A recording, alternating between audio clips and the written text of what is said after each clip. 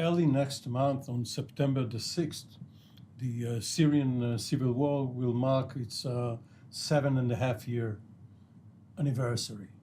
And it's been a long time, and it seems as if the Syrian conflict is gradually grinding to a halt. Not yet, but this is the general direction. And the question is, will it revert to what it used to be before it all started on March the 6th, 2011, or will we see a new Syria altogether? Will the players which have gone into Syria during this time, Hezbollah, Iran, Turkey, the Islamic State, various other groups, are they going to leave out of their own volition? We know that the Americans want to leave, that this is their stated goal, but will the other groups leave? What will the Russians do? How will Israel and Jordan react?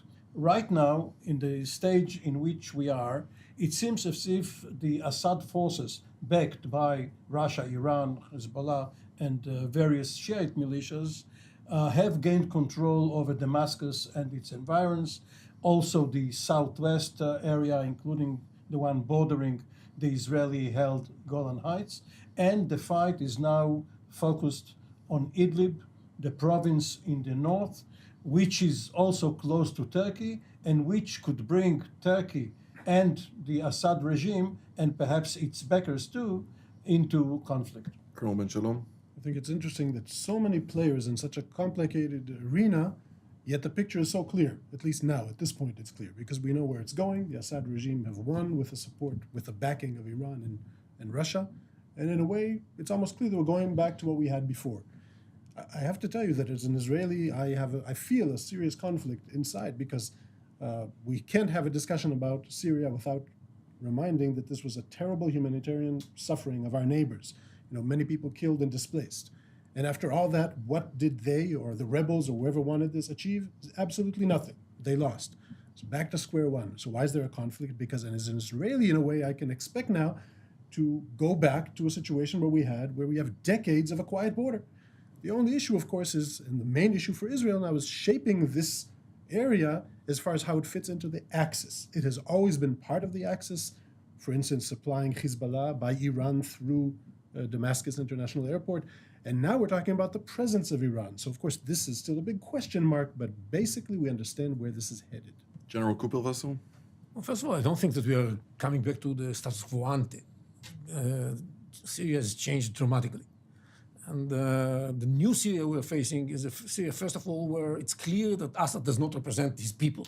There's a rift between Assad and the people, and what happened during those 7.5 years is going to have an impact on his ability to really rule Syria for a long time. 500,000 people were killed. Let's not just mention the numbers of the displaced and so on and so forth. Secondly, it's not Assad who actually rules Syria. He is allowed to rule Syria in those areas and issues that are important for him. But the real forces who rule Syria today are the Iranians and the Russians for their purposes. And from an Israeli point of view, this is extremely disturbing, because for Iran, one major goal is to keep Assad in power. But beyond that, it's to turn Syria into a jumping boat for promoting Iranian interests in the region. Amongst them, in a very good place, is improving their ability to take all kinds of actions against Israel. So it's a totally new situation. But it's also new, just one last remark, it's also a totally new situation in the kind of relations that we have today with the Syrian people and with the Sunni pragmatic states.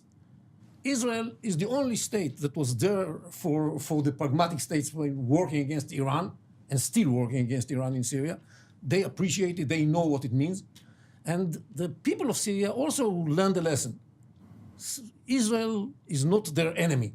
Israel is their friend, with limited capability to intervene in a civil war.